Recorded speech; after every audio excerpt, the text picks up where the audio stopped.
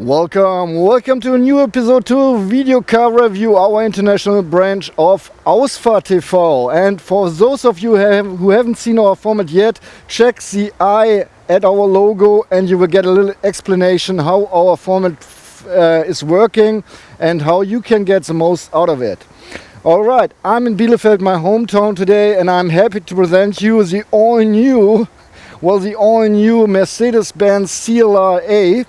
It is the facelift that was presented at the New York Auto Show this year in March 2016.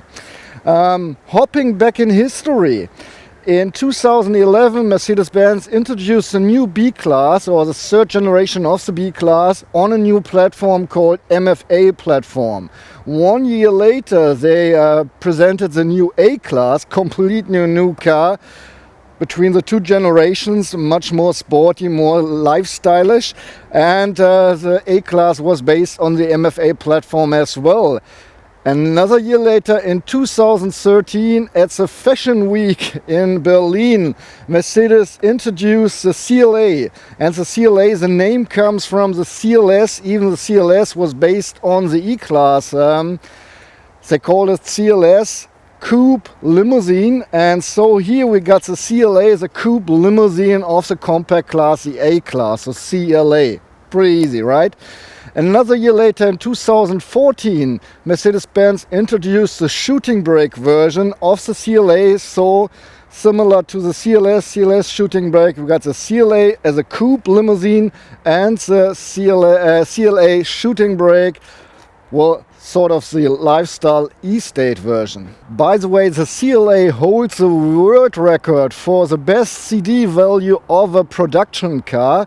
Well, not the CLA in general, just the CLA 180 Blue Efficiency. It has a value of 0.22. You can already order the facelift, and this car is pretty special, not only for me. Whoops. Hello. Not only for me, but it has a nice little history. It rolled out of the factory plant in Hungary, where the CLA is built, and was shipped to Milano.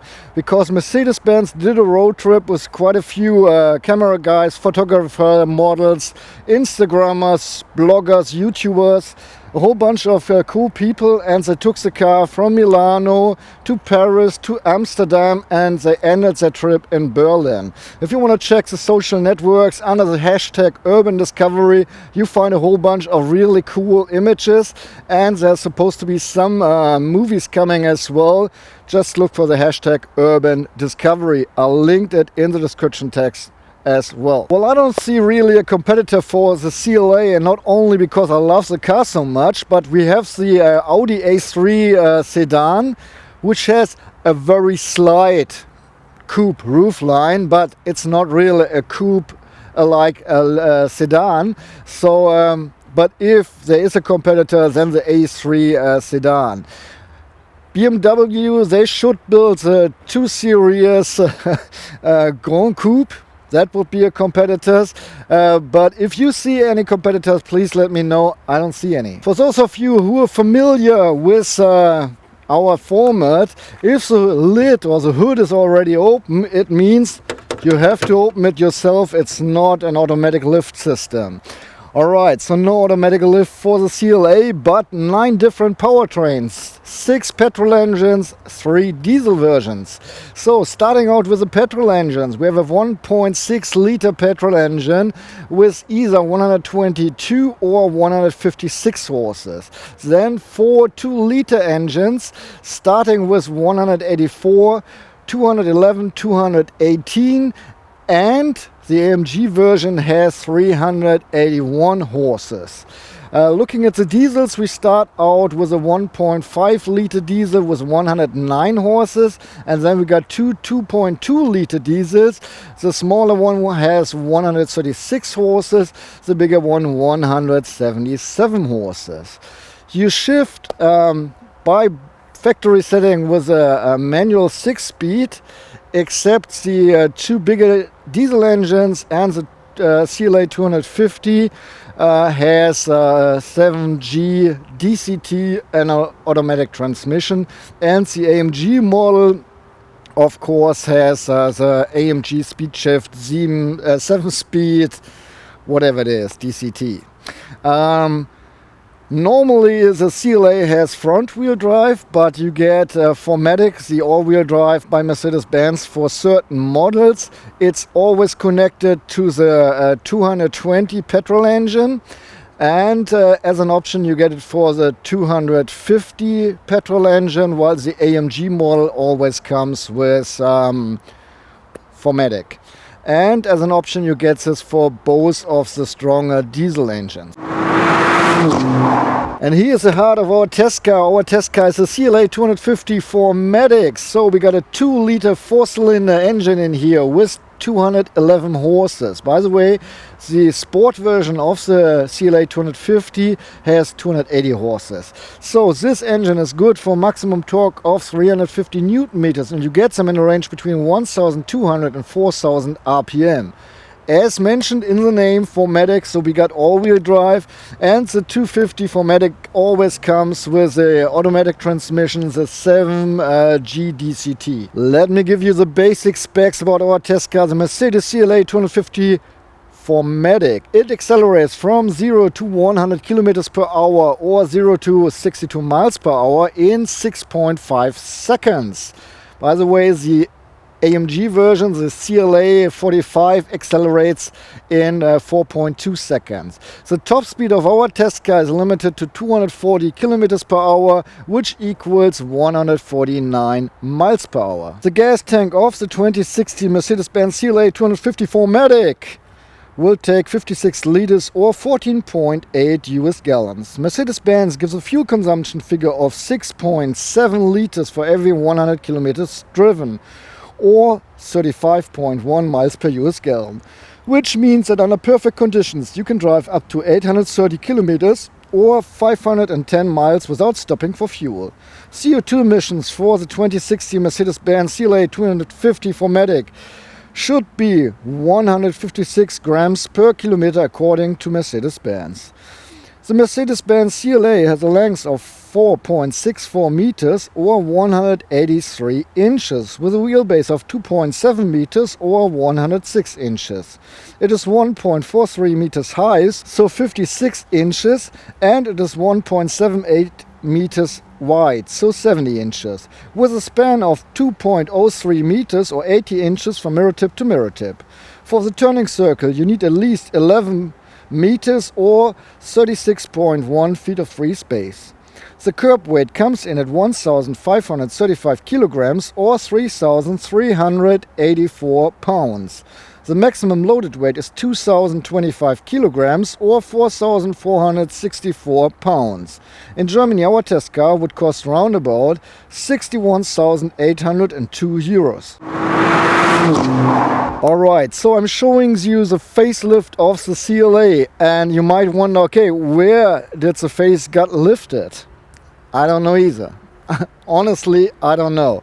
But new, we got the AMG line here now on our CLA, cost extra. Actually, they have 3 different trim levels now. First one is a basis. Second one is called Urban, and the third one is AMG line, and that's exactly what we have here. Plus you can order the night package, and that's built in our car as well. But down to the AMG line, so the whole front bumper is now shaped like the one we know from the CLA 45, except that those big air intakes are not air intakes, they're just fake. Besides that, the AMG version has a silver splitter and not a black one like our car. Oh, and all the CLA come now by factory setting with a diamond grille, and of course the AMG version has this double blade grille here with the AMG badge, and here we just got the diamond grille with a one blade. With a facelift, Mercedes-Benz introduced full LED headlights for the CLA. Well, the basis version comes with regular old-style, old-fashioned halogen headlights, but here we got full LED headlights now, but not as not even as an option, the intelligent light system. They call it here LED high performance, so just full LED headlights. As an option, you get a high beam assist, but this one, as far as I saw, is not, dimming out the traffic who is coming ahead of you, but it's just turning down the high beams fully. Alright guys, looking on the side, I don't see any facelift options. There is something new. The side skirts, they belong to the AMG line. Same for the 18-inch alloys. Those belong to the trim level AMG line. Plus we got black brake calipers here with a Mercedes-Benz lettering, and the brake disc have little holes that perforated. Besides that, here you see parts of the night package as well. The black frame of the window, normally it's silver, and I think the black mirrors belong to the night package as well. Otherwise they belong to the AMG line. I'm sorry if I don't know this for sure. Okay, by the way, the color we have here is called Designo Polar Silver Magno. It's a special color, costs in Germany at least 2,100 euros extra. If you're not willing to pay extra, black, white and red, those are the colors you don't have to pay for. And altogether you have the choice between 9 different colors here. Well, facelift. I don't see a facelift, I don't see any change here, except the rear lights. They completely changed the design of the rear lights. With the previous model we had sort of rings here, and the rear driving light was below. Now it's in the center. Besides that, the rear lights differ. If you have the full LED version in the front, you get full LED in the rear as well. If you got halogen lights in the front, you got normal light bulbs here as well, with just one LED stripe. But the whole design changed. Besides that, in the rear we have an AMG line package bumper as well. It differs, of course, from the AMG version. The AMG version has a real diffuser here on the back of the car, while this is just like a, I would say, design diffuser. It looks like a diffuser. Probably doesn't make too much to the car. And the AMG version has 2 exit pipe outlets on each side, while this one got just 2 blends, and inside you see the real exit pipe. Well, enough about the exterior. We didn't find too many changes of the facelift. Well, the CLA kept its frameless doors here, and the door opens even up to almost 90 degrees. And our test car is equipped with an illuminated dorsal panel. We have an illuminated Mercedes-Benz lettering here. Well, it's a sporty car, so of course we go down a bit, but not as much, not as down as it would hurt myself. You have to reach out a little bit if the door is fully open, but you can still close it easily. Welcome inside the CLA facelift, and they changed some materials, and one thing that stuck in my mind is that they changed the size, well, not the size, but the thickness of the display here. It got a little bit slimmer. All right. Okay, let's check out materials first. So we got, well, soft touch. It looks a little bit like artificial leather, but it is soft touch over here, the whole dashboard. Then we got a silver application, and down here it's all hard plastic. It is indeed. This is artificial leather. On the door panels, soft touch up here, then micro clothes, I don't know, and artificial leather down here. Soft touch again. Yeah, it is not really premium, right? But it looks like premium at least. So you gotta know if this is enough for you guys for the price you pay. I like it. I think it looks good, but it's just my opinion. Okay, ergonomy. Well, the display still is not being able to tilt towards the driver or anywhere else. So it's facing the rear. we got the old unit for the command online or for the infotainment display with the numbers from 1 to 0 and the push buttons right here. So, you know, this car is still from 2013 and they don't change too much, you know. I mean, it's a facelift. It's not a complete new product generation.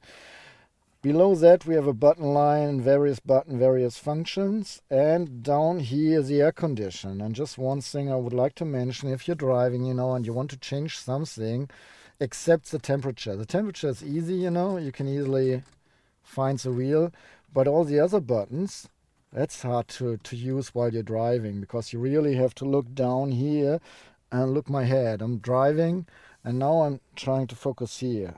That's a long way and really disturbing. That's just too low, at least for my taste. Okay, next to the steering wheel we have the light switch, and on the steering wheel we have two sticks. The one is for the driving program and the other one is this integrated high beams, turning signal, windscreen wiper stick we know from Mercedes-Benz. Yeah, and in the door panel we have the switch for the seat. So if you have driven one Mercedes, you get along fine.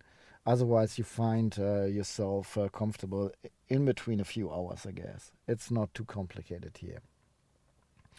The space, I can put a fist between my head and the ceiling, and the seat is lowered to the very lowest position. By the way, I'm 180 centimeters tall, so 5'11", just that you have a number to compare with yourself. And between the seats we have this much of space. So you got to be aware it's a compact car, you know, it's nothing else but a compact car. You sit like in a compact car. It's no way you can say anything else. But in a compact car you have plenty of space for two grown-ups, so that's okay, I guess. Yeah, that's it. Let's start with a normal routine. Even so we're driving a coupe, we can adjust the height of the safety belts on our shoulder, and that's the length of the safety belts. By the way, if you want to, as an option, you get red seat belts. The seats, on the sides we got artificial leather, in the middle we got this micro stuff, Artico I guess, something like Alcantara, and I like it. First of all, the seats are comfortable. They give you a lot of side support on one hand, but on the other hand, they're comfortable. And I like the Alcantara stuff because it gives you even a little bit more side support. You know, this stuff keeps you from jumping around. So I would prefer this over real leather seats, to be honest. You can adjust the seats all electrically here in the door panel. Except the headrest, that's just fixed. And when I first started driving, and I remember back in 2013 when I first started driving the CLA, I was kind of irritated by the headrest. You know, it's pushing my head a little bit forward and it won't really let you go backwards, you know, as much as you press. But after a few kilometers, I got used to it and it's not bothering me. Actually, I think it's cool, you know. It's strange, I know, but just letting you know.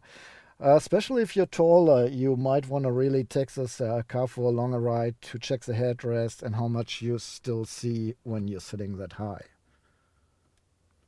Well, I'm quite pleased that I'm not that tall.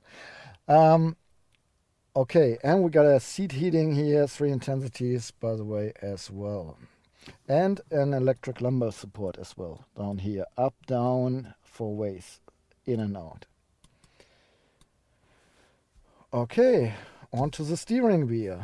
You can adjust it manually, up, in, down, out, up, out. So that's the radius you have.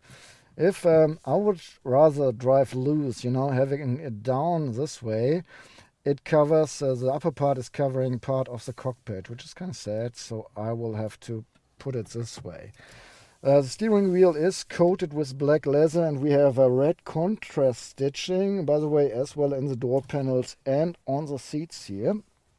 And the leather is perforated on the sides where you put your hands always, so, you know, supports you when you get a little bit sweaty hands. We got shifting panels. They appear to be out of plastic and covered with some metal a little bit. Yeah, but you feel it. Overall it's plastic. They have a little dent in the on the side, so you can put your fingers in there. And if you really go sporty and shift with the pedals, that's pretty neat. It's a multifunctional steering wheel, still the old layout. On the left side, we can adjust or control the board computer. We got up, down, left, right, OK, and back. The new layout, you have a home button and just can go up and down. Actually, I prefer the old layout. On the right side, we can increase or decrease the volume or moods infotainment system, take calls, hang up calls, and activate speech command. Yeah. Okay, the mirrors. Yeah, they're squared, sort of, you know. Actually, I don't think they look pretty sporty from inside, but more important, you see a lot what's going on behind you. So their size is nice and decent. On the other way, the inner mirror, kind of, you know, that's too stylish for me, because we have those wings here instead of making a full mirror. If we had a full mirror, we could see the full rear window.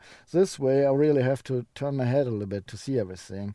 Besides that, the integrated headrest of the rear bench are in my way when I look back, so they are taking part of the side to the rear, which is kind of sad. But altogether, you get a good idea what's going on behind you. Turning my head around my shoulder, the B-pillar is not really thin. It's pretty big, but it's not really a blind spot. The other way around, the A-pillar is pretty big, then the B-pillar still as big as here, and if the seat is put in a position where it's extending the B-pillar, you do have sort of a blind spot. And for sure, the C-pillar gives you a blind spot, especially with the integrated headrest of the rear bench staying up there as well. So always make sure, actually, that you check the rear mirror, the outside mirror, while you do, you know, your shoulder view thing. Okay, we got a rear camera as well that I will show you here in a few minutes. But first of all, let's start the car so you see all the lights flashing and everything going on. On the right side, stepping on the pedal, on the throttle, we got the RPM meter going up to 8,000 RPM with the red range starts at 6,250. And inside we have a little round gauge for the coolant temperature. On the other side, the speedometer going up to 260 kilometers per hour while the car runs 240, so we got a little reserve. And in here is the control of the gas tank.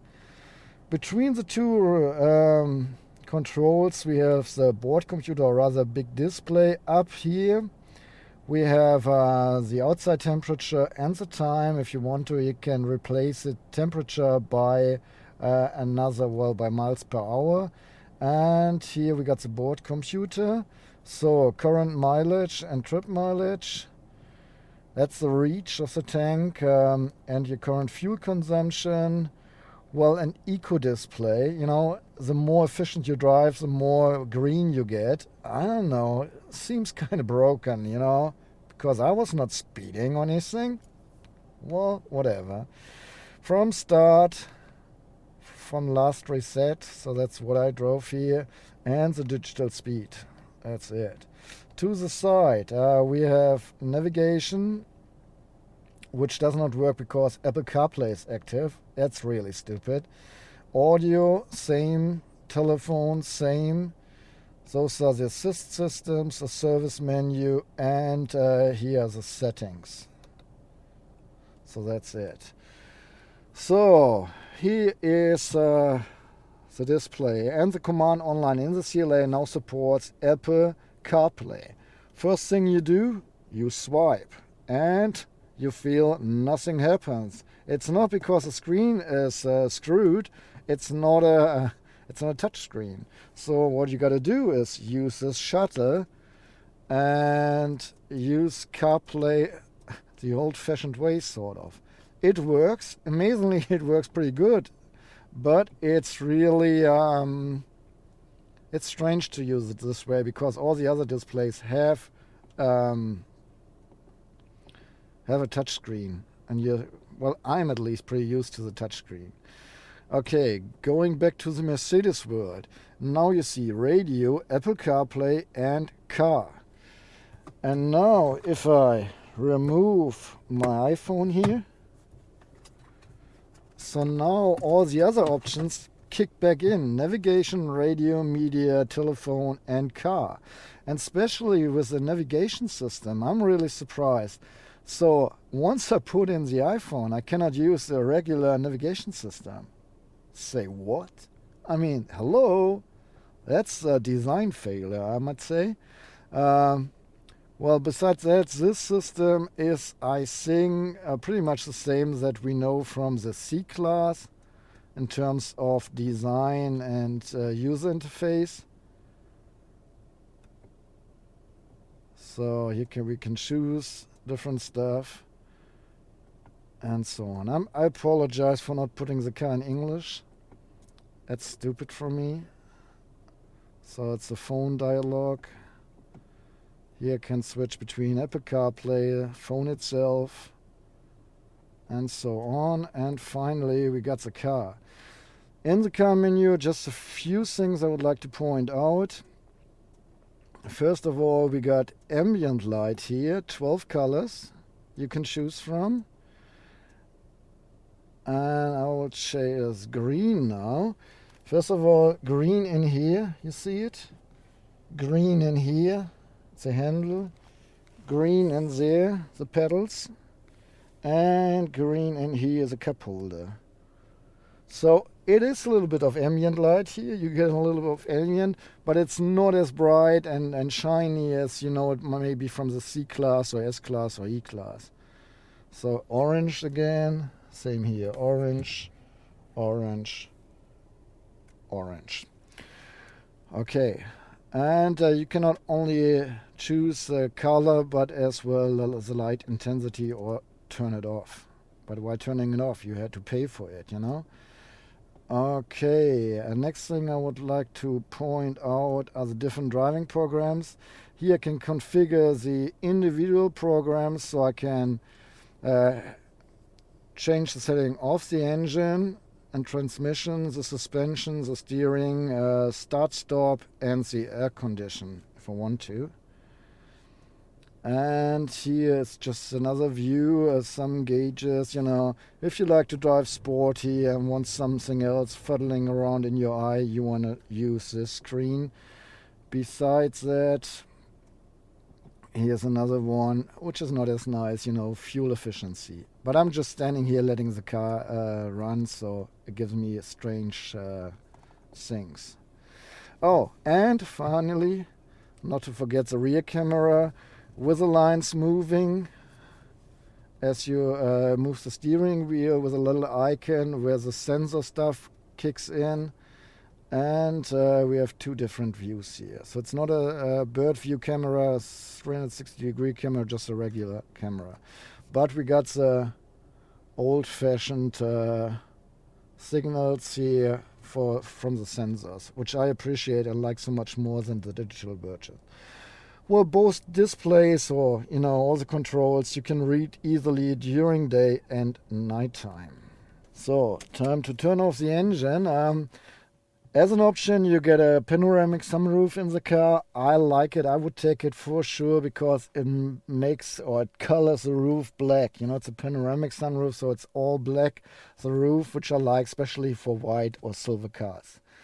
The warning indicator is right here in the center, lightly illuminated, so you can easily reach it, and it's pretty cool to reach.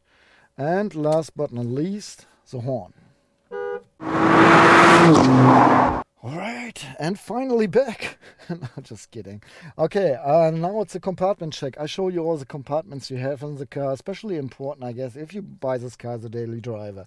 So in the door panels, we have enough space, not only for this 0.75 liter bottle, but another guy told me in the comments from my GLA review that a liter bottle fits in here as well. Well, it's the same door panel, so I think a liter bottle fits in here as well. And you still have enough space for a wallet and some keys and so on. Nothing here until we reach this point, which used to be the ashtray, is now a tiny compartment and a 12-volt outlet that you can use with maximum 15 amperes. And this was in here, and I was like, what's the... And then I realized it's this button, you know, the start button. So the car comes with the start button. You can remove it this easily. So I think everyone else, or everyone who watches this review now knows, you know, if you're driving in some Mercedes and the guy you don't like, you know, you just push this out or get this out. And it works as fine as the key. Well, I don't know why they removed it, but fine. Right next to this little compartment is a bigger one. For instance, this bottle fits in here pretty neatly, pretty deep, and fine. By the way, in the GLA review, I asked the guys, anyone who owns a GLA, an A-Class or a CLA, do this surfaces scratch easily? Because it looks like it, you know? But I think 3 or 4 guys answered me, no, don't worry, it's working fine. Okay, next to this compartment we have a cup holder or a bottle holder, which is pretty small, you know, only this half-a-liter bottle fits in there. And on one of my ways I went to McDonald's, got a big coffee, large coffee, and this cup didn't fit in here, so I finally put it in here. No spacers, but anti-slip surface inside. Okay, the armrests. There's too much cable in here right now. You can adjust armrest, slide it forward if you want to, or open it. Here we got this telephone unit from Mercedes-Benz that you can buy as an option. And here we do have 2 USB ports. One is just for charging, and the other one is connected to the command online, and you can use for Apple CarPlay or Android Auto. No net. The gloves compartment is illuminated. Here we just have some paper stuff. It's not really huge, but still some stuff will fit in here. And on the front we got a little pen holder. In both sun visors we have a makeup mirror that is illuminated, but not by an LED. Next to the mirror we have a little clip for tickets. And we got reading lights for the driver and the passenger. While I was filming the German version of the review, I got really confused, but normally the light comes out here, you know, under the mirror. But in this case, the reading lights are up here, and the entry light is reading light plus the light under the mirror, for whatever reason. Okay, switch it off, go off, now it's off. And we have a button to fire up the light in the rear. Okay, here's an SOS button, but don't bother. We got handles on all 4 doors, by the way. That's it. Well, you guys might not know. First of all, the door opens around about 85 degrees. You might not know the CLA is my second most favorite Mercedes-Benz. First one is of course the mighty G-Wagon. Second is the CLA. When I first saw it, I completely fell in love with this car. And when it came finally to the driving event where I was able to drive the car and check it out, you know, I got really, really sad. Well, you see why in a minute. And now the heartbreaking pains begins.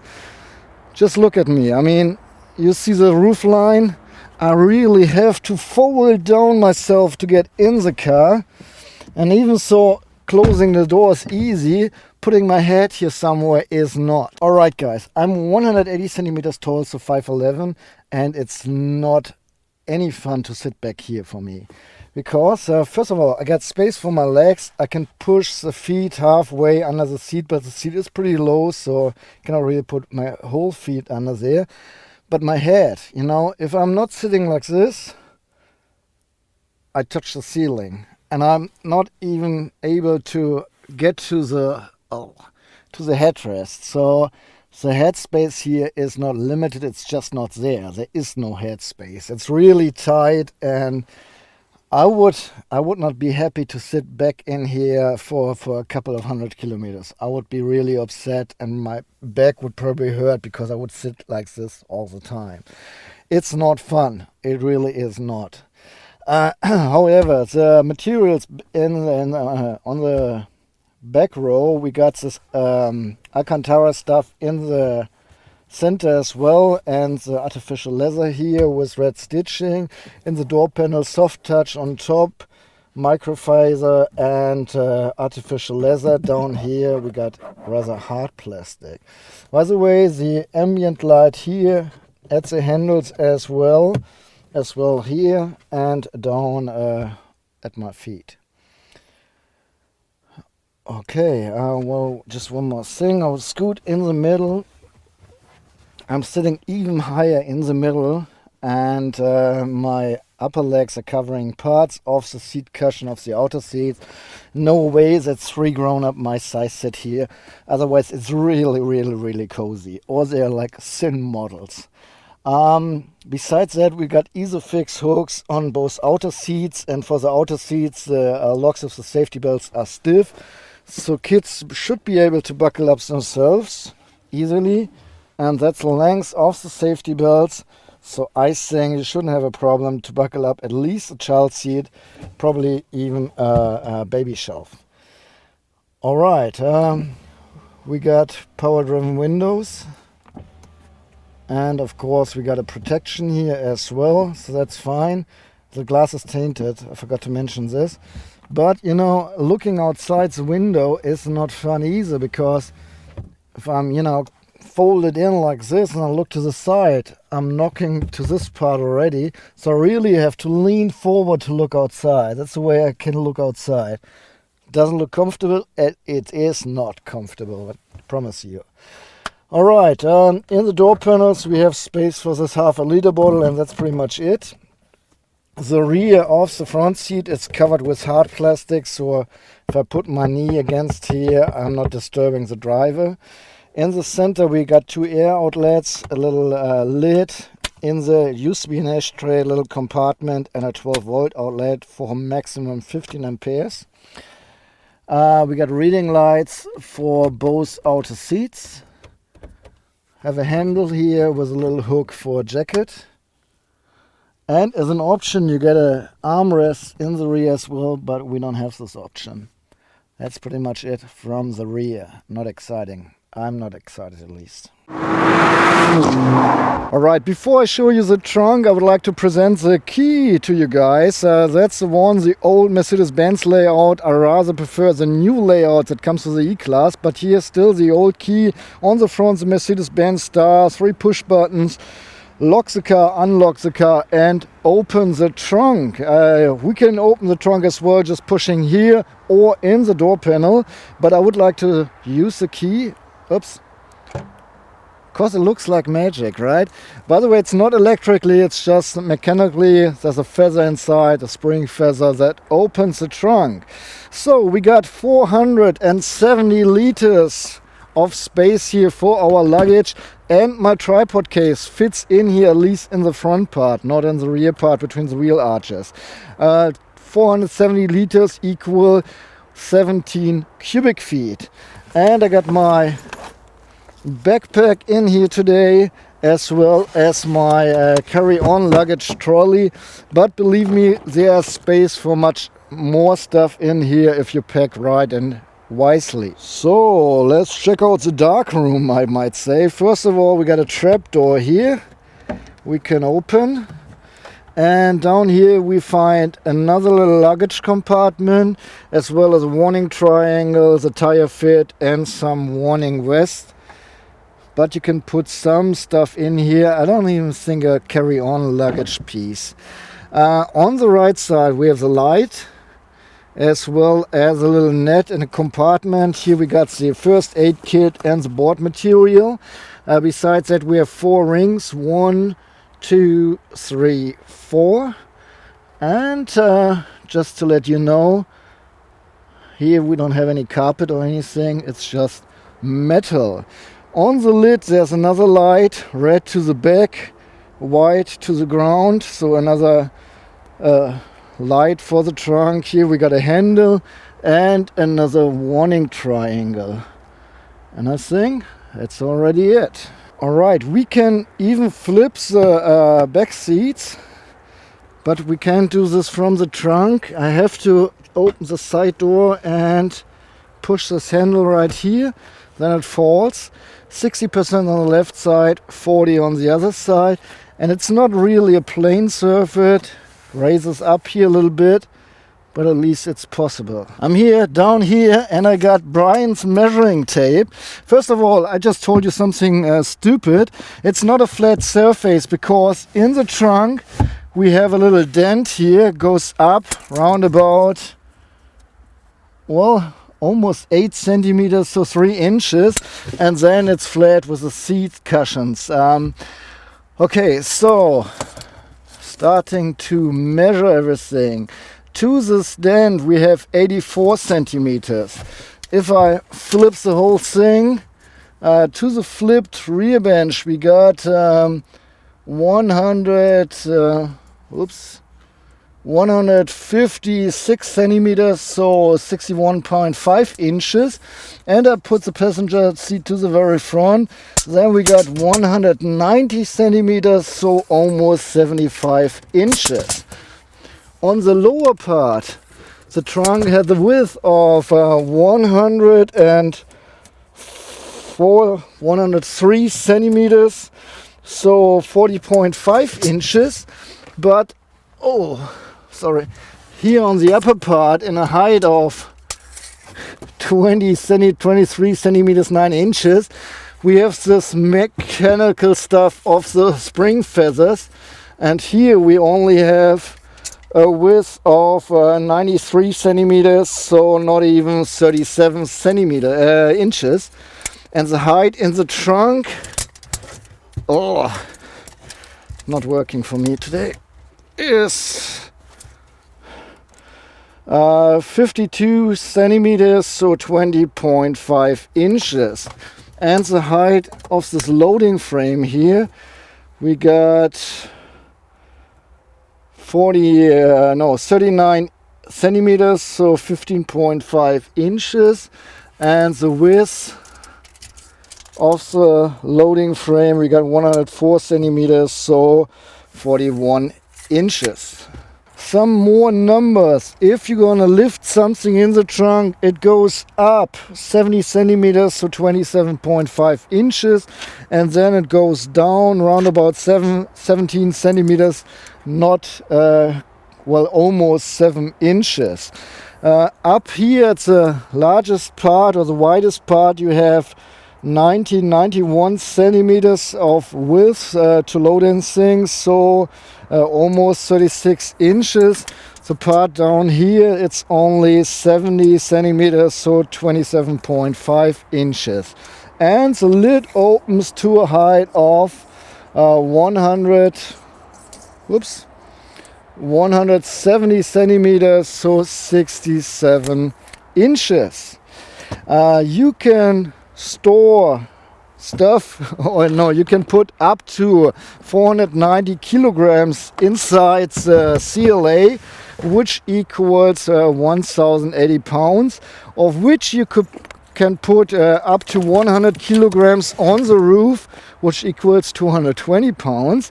And if you really want to, might look not too sexy, you can install a hook on the CLA which is able to pull trailers up to a weight of 1.5 metric tons if they have their own braking system. Otherwise you're limited to 750 kilograms. As usual, being in my hometown Bielefeld, I start my driving impression with turning on the street, so you get an idea how it is to turn the car on a street. And on we go. So that was easy. Oh, yeah. And just showing you how much way you got. 1 1/4, I would say.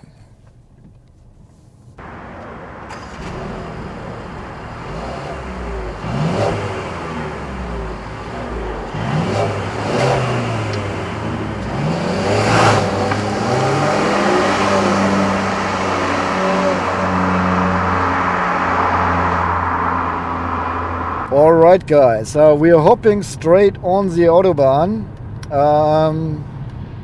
First of all, I'm going 120 kilometers per hour now, which is the speed limit for most countries outside Germany.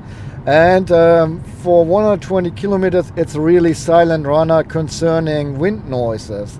They start getting louder at 160 kilometers per hour, but at 160 kilometers per hour, you can still have a decent conversation without really raising your voice.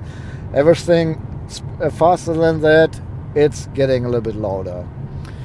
Okay, we got different driving programs. I will put the car now in sport. We got comfort, sport, individual and eco. So now the car is in sport. I'm waiting that I get to 100 and now full throttle. 120, 130, 140, 50,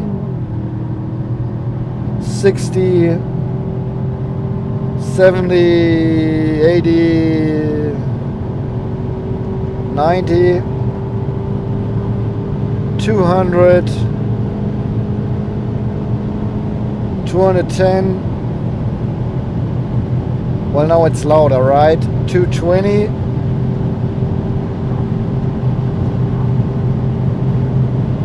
230,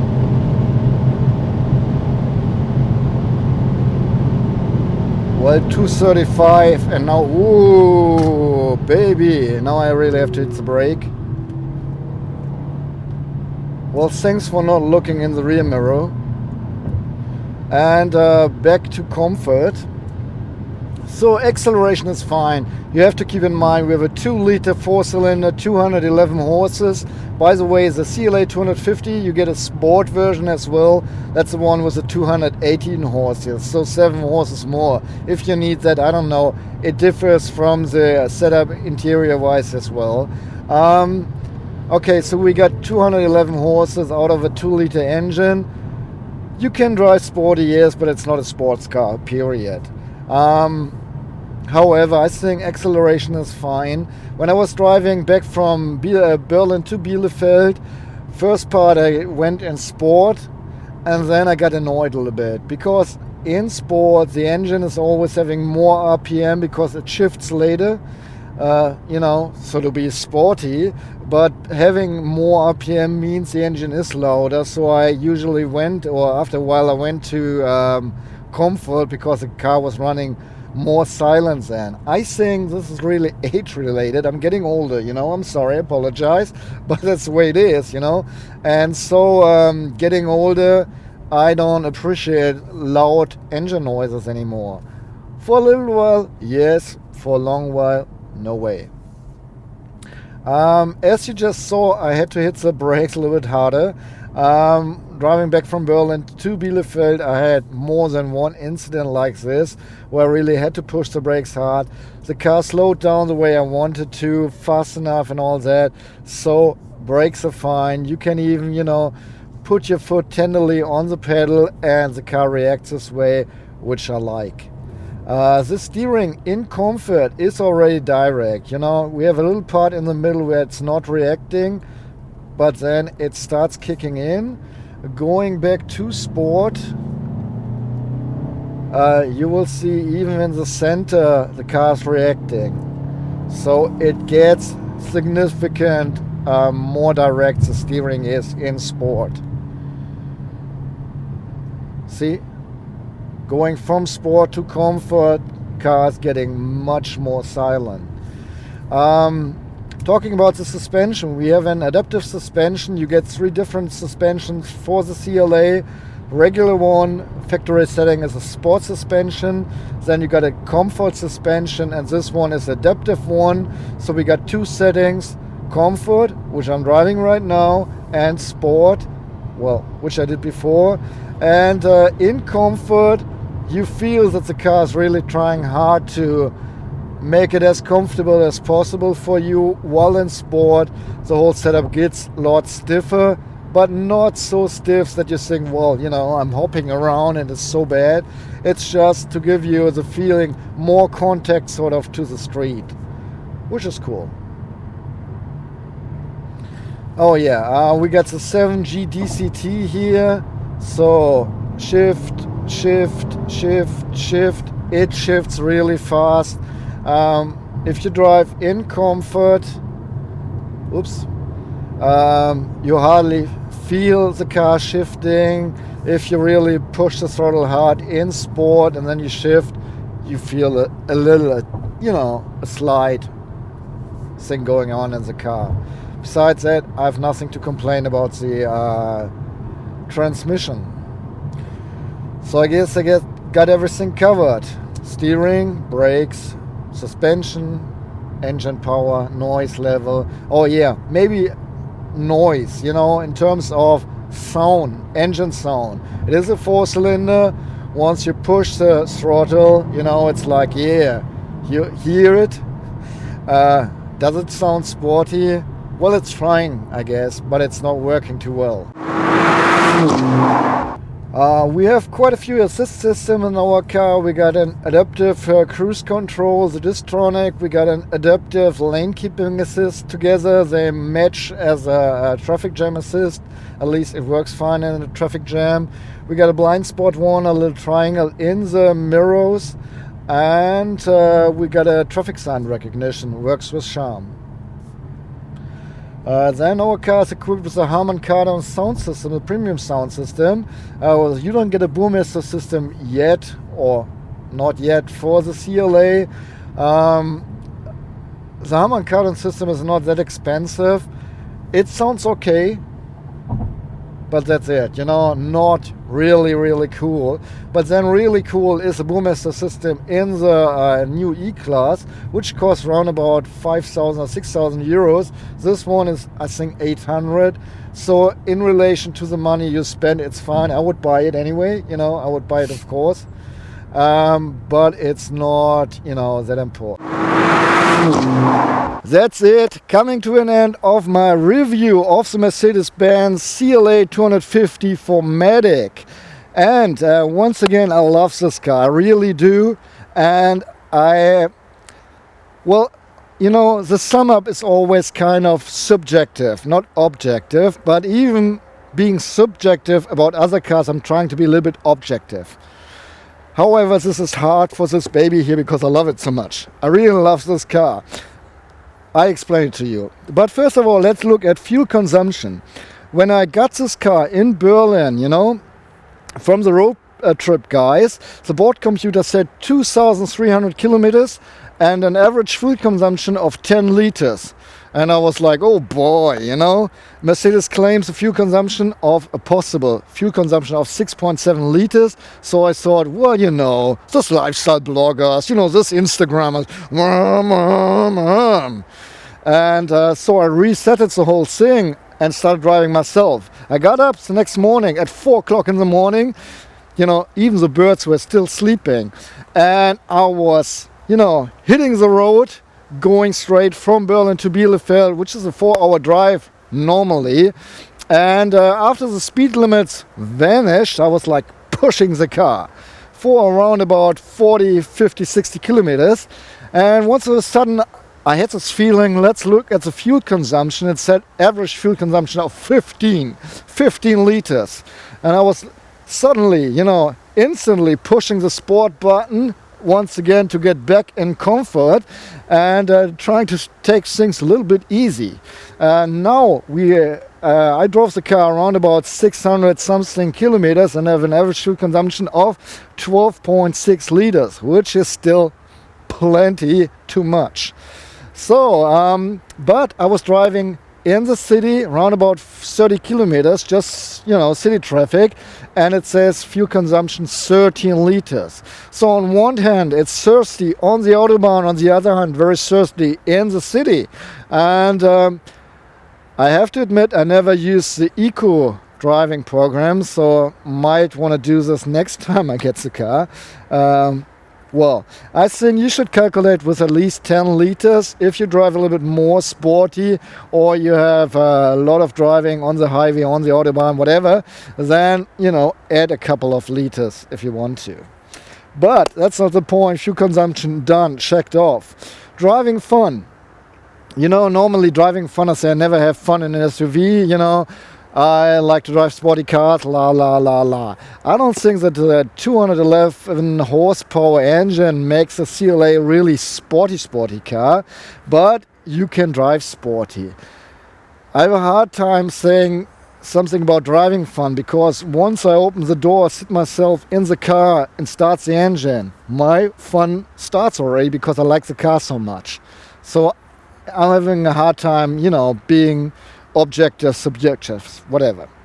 Okay, driving comfort. If it wouldn't be the CLA, I would say the suspension is comfortable, but once you have, you know, potholes that are a little bit deeper, the suspension is getting loud. Not really uncomfortable, but loud sort of, you know, like book. But since it is the CLA, I would say, boys, they had really big potholes in the street nowadays. You got it? Okay. Usage as a daily driver. Front row, fine, checked. Trunk, 470 liters, 17 cubic feet, checked. Well, yeah, it's a little bit hard to get all the luggage in because, you know, of the sides and all that, but really, honestly, the trunk is fine. For me, it's fine, and not only because it's a CLA. And now, rear bench. Ugh. I would have bought you, baby. I would have bought you. But I cannot buy a car that does not have space for grown-ups in the rear. It's not possible, you know. Every once in a while I take a grown-up with me in the car. Or even two, you know. And they have to fit on the rear bench. I'm 180 centimeters tall, 5'11". I'm not a tall guy, you know. I'm just an average guy. Average. Yeah. And I cannot fit in the rear of this car, so I won't buy you, baby. But I love you still. I really do. Okay, that's it. If you have any questions, please don't hesitate. Put them in the comments field. If you have any remarks, experiences with the car and so on, just let me know, please. I'm always willing to see that. And I have a new way to let you know I read your comments. I give you a thumb up for your comments so you know I read it. And if I want to answer or I have to answer whatever, I will answer you as well. And if you want to do something good for me, return my love. Give me a thumb up as well. Not in the comments, but for the clips. That's it. My name is Jan Gleitzmann, but I call myself Mr. Z. You know why, because you have watched all the review. So I say tune in back next time, please, and so long and goodbye. That's it. That's the end of my review to the Mercedes-Benz CLA 45. No. The CLA has a world record for the most. Warte mal.